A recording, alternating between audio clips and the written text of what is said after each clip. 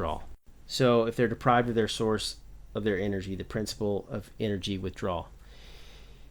So he's saying that just because you become conscious of your neuroses and the root of the cause, which is a huge step in psychoanalysis and correcting your problem to become cured.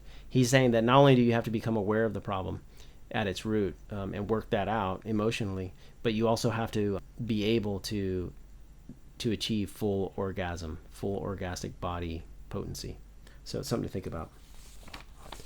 And then, so these are just the basics. I just think that people should study the work of Wilhelm Reich and of Eric Newman, Carl Jung, and even Freud.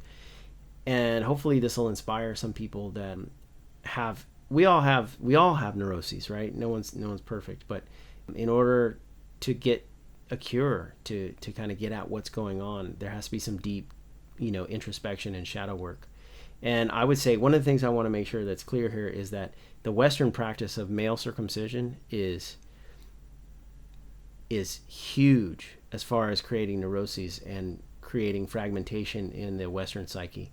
There's no reason on earth why you should take the most sensitive part of a newborn child and then cut it or burn it, because the idea that they don't feel it or that they don't remember it is just 100% completely false.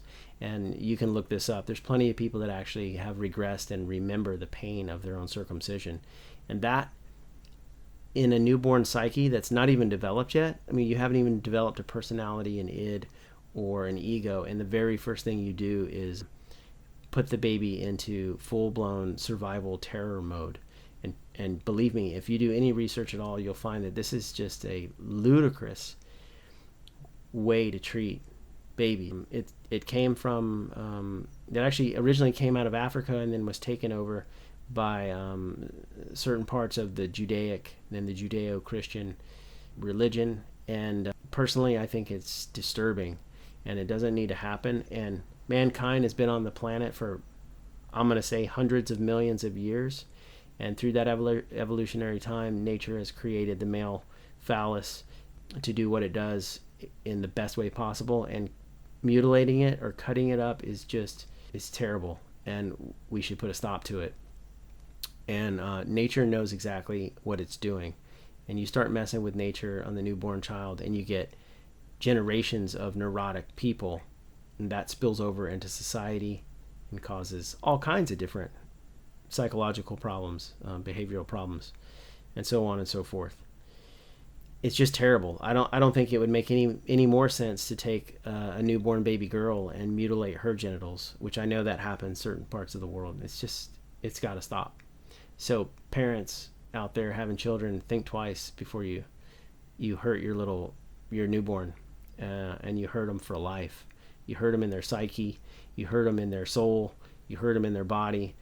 And you hurt them emotionally. They feel all that, and it sticks with them. It sets an imprint into how they develop, how their personality comes about. So, having said that, again, this is just an introduction. So, hopefully, people will share this information. I think it should be shared. We all are sexual beings. That's how we survive and procreate. We all are sexual beings. Sexuality is the most natural thing on the planet. All creatures do it. That's how they continue on. That's how life continues on. So if the birds and the bees do it instinctually and naturally, so can human beings, even though we have the burden of being conscious.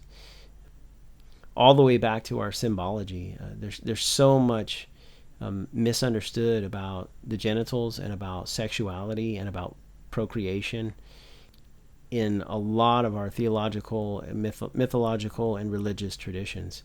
So I think that the work of Wilhelm Reich should be studied heavily, along with Freud and other people that are actually really studying sex economy. And hopefully, people will share this. I hope you guys will share this with other people, even if you don't agree with it, but just as a topic of conversation. Share this, because it needs to be talked about. It needs to be addressed. And I'm not saying that I've got it all right. I haven't even finished this book. I'm still reading it, but this book is a fantastic place to start.